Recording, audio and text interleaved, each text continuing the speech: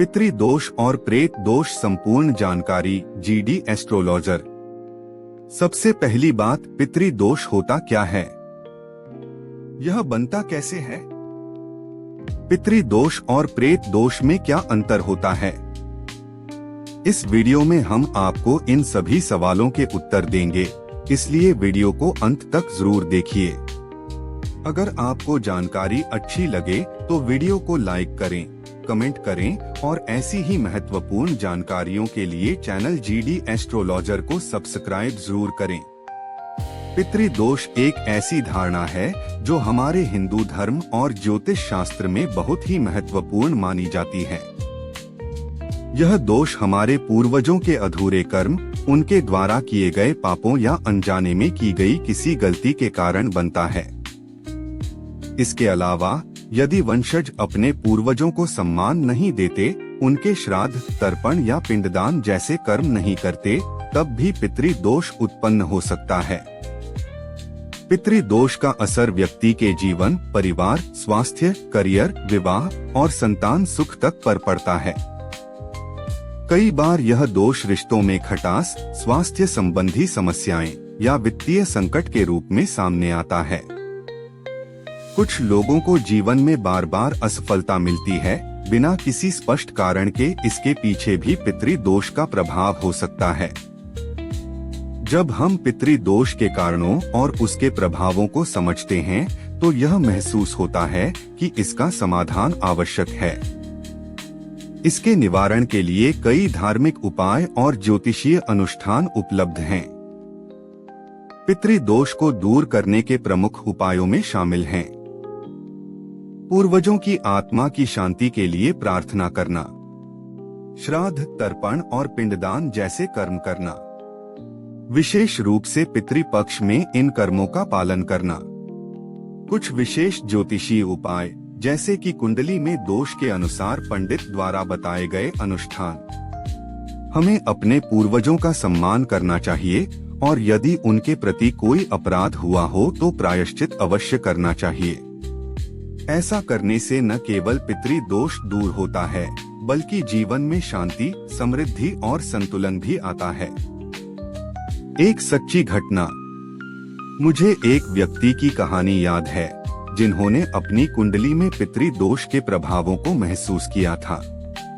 उन्होंने अपने गुरु के निर्देश अनुसार पितरों के लिए नियमित प्रार्थना और अनुष्ठान किए।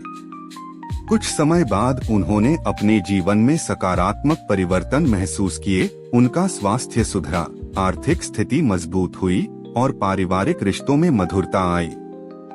यह अनुभव इस बात का प्रमाण है कि यदि सही तरीके से उपाय किए जाएं, तो पितृदोष से मुक्ति संभव है। यह विषय यहीं समाप्त नहीं होता। हमें यह भी समझना होगा कि पितृदोष केवल पूर्वजों के कारण नहीं, बल्कि हमारे अपने कर्मों के कारण भी बन सकता है। जब हम अपने पूर्वजों का अनादर करते हैं, उनके कर्मों की उपेक्षा करते हैं, तब हम स्वयं अपने जीवन में पितृदोष उत्पन्न करते हैं। और फिर आता है वह पितृदोष जो ज्योतिषीय दृष्टिकोण से कुंडली में ग्रहों के विशेष योग के कारण बनता है। ये दोष सूर्य, चंद्र, राहु, केतु, शनि आदि ग्रहों के कारण बन सकते हैं। ऐसे दोषों की पुष्टि एक अनुभवी ज्योतिषाचार्य ही कर सकता है और वह ही उसका उचित उपाय भी बता सकता है। पितृदोष कोई साधारण विषय नहीं है, यह एक बहुत ही गंभीर और गूढ़ समस्या है। इसके कारण कई घर उजड़ चुके हैं, कई जीवन संघर्षों से घिरे रहते हैं और कई लोगों को तो यह पता भी नहीं चलता कि उनकी समस्याओं की जड़ क्या है। इसलिए अब मैं आप सभी के लिए हर ग्रह से संबंधित पितृदोष की विशेष जानकारी लेकर आने वाला हूं जीडी एस्ट्रोलॉजर चैनल पर। यह जानकारी बेहद गहराई और विस्तार से दी जाएगी ताकि आप अपने जीवन की जटिलताओं को समझ सकें और उनसे मुक्ति पा सकें। अगर आपकी कुंडली में भी कोई पितृदोष है या आप किसी ऐसे व्यक्ति को जानते हैं जो लंबे समय से संघर्ष कर रहा है, तो मेरे साथ जुड़े रहिए।